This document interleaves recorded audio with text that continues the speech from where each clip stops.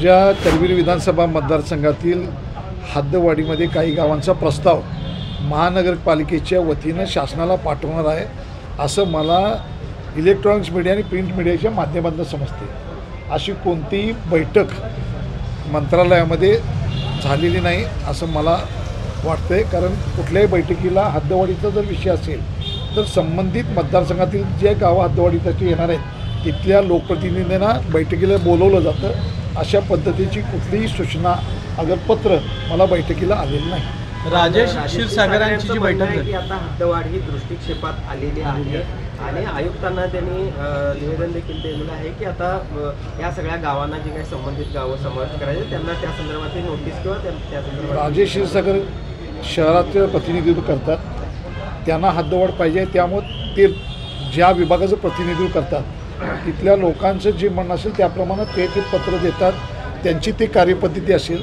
परंतु जी गावं तुम्ही घेणार आहे त्या गावांचा हद्दवाढीसाठी विरोध आहे। त्या गावातल्या लोकांनी ग्रामपंचायतीचे ठराव, नुसते ग्रामपंचायतीचे ठराव नाही तर ग्रामसभेचे सुद्धा ठराव दिले की आम्हाला कोल्हापूर शहराच्या हद्दवाढीमध्ये समाविष्ट नाही व्हायचं नाही। आणि शेवटी लोकशाही प्रक्रियेमध्ये जी गावं तुम्ही समाविष्ट करणार आहे त्या गावांचा विचार केल्याशिवाय असं लोकशाहीमध्ये असं कोणतेही ग्रामसभेचे ठराव किंवा ग्रामपंचायतीचे ठराव झुडकारून डायरेक्ट सरकार तशा पद्धतीनं कोणतीही अधिसूचना काढणार नाही। मुख्यमंत्र्यांसोबत जी बैठक झाली त्या बैठकीमध्ये महायुतीच्या महत्त्वाचे नेते किंवा त्या परिसरातल्या नेत्यांना बोलवलं होतं, आमदारांना, त्यामध्ये तुम्हाला आमंत्रण होतं का? नाही, मला कोणतंही आमंत्रण, मी सांगितलं बैठक झाली नव्हती। माझ्या माहितीप्रमाणे कॅबिनेट मिटिंग झाल्यानंतर या ठिकाणचे पालकमंत्री आणि मंत्री आणि राजेश त्यांना भेटले होते।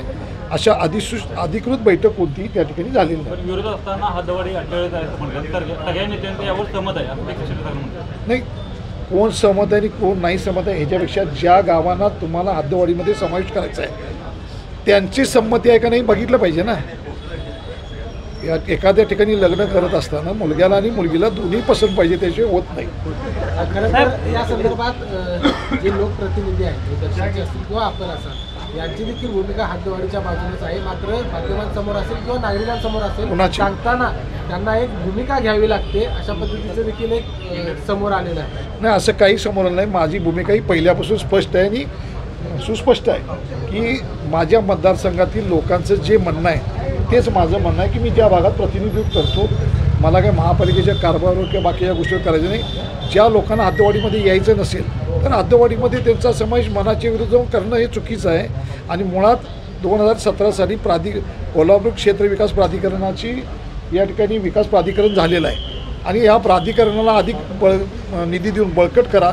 मी स्वतः 2000 कोटी रुपयाची या 42 गावासाठी निधी लावा आणि बैठक बोलवा आणि DPR करा आणि गावं विकासात्मक करा अशा पद्धतीची मागणी या ठिकाणी मी मुख्यमंत्र्यांनी उपमुख्यमंत्र्यांनी केलेली आहे। साहेब, जे लोकप्रतिनिधी शहरात राहतात मात्र हद्दवाढीला विरोध करतात असा एक मतप्रवाह आहे। असं काही नाही, कोणी कुठं राहावं हा ज्याचा त्याचा प्रश्न आहे। अनेक लोक शहरात राहतात, अनेक लोकांची असं म्हणणं चुकीचं होईल। अनेक लोकांच्या शहरात राहण्याच्या शेती ग्रामीण भागात आहेत की, फार्म हाऊस तिकडं आहेतच की, असं काय म्हणणं चुकीचं आहे। असे वादग्रस्त प्रश्न होऊ नये, सगळ्यांना एकत्र घेऊन समावेशपणाने निर्णय घेतला पाहिजे। प्राधिकरण केलं आहे, जी सूचना प्राधिकरण ज्यावेळी केलं, आज प्राधिकरण अस्तित्व असताना हद्दवाढ कशी करता येईल? मुळात प्राधिकरण निर्माण झालेलं आहे ना, त्याचं बळकट मग ह्यातली गावं काढून तुम्ही त्यात कसं देता? हा तांत्रिक मुद्दा आहे। याच्यामध्ये लोकांच्या मनाच्या विरोधात जाऊन कोणतीही घटना करू नये।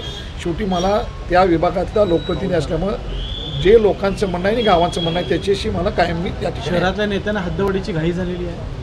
नाही, असं मला वाटत नाही घाई म्हणा किंवा आणि म्हणा, ज्याच्या त्याची विचार ज्याच्या मतदारसंघाप्रमाणे त्यांना ती कल्पना आहे। परंतु आताही जिल्हा परिषदेचे मतदारसंघात निवडणुका लागणार, या निवडणुकांना एवढ्या घाईमध्ये काही निवडणूक आयोगाचे निकष पण आहेत, काही कायदे आहेत, त्यांना अनुसरून या ठिकाणी थोडं गडबडीचं वाटते। थँक्यू।